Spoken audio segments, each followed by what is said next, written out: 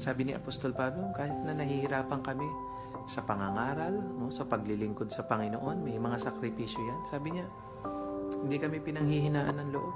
Marahil sabihin niya, Pastor, yung dinaranas ko rito, napakahirap na talaga. Hindi nyo naiintindihan.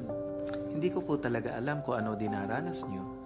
Pero tinitiyak ko na anumang dinaranas natin, hindi kasing hirap yan nung mahiwalay ka sa Panginoon. Anumang pagsubok, anumang tinitiis natin, hindi ganun kabigat kaysa yung bigat na malayo ka sa Panginoon.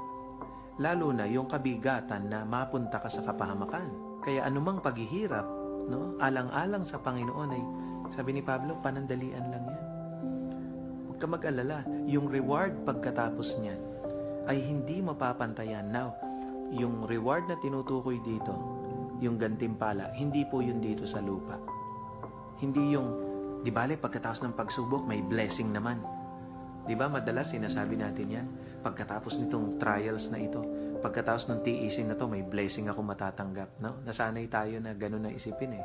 Listen, talagang may pagpapala ang Panginoon na binibigay pansamantala. Pero ang tinutukoy ni Apostol Pablo na pagpapala rito, na gantimpala, yung nando doon. Yung gantimpala doon sa piling ng Panginoon.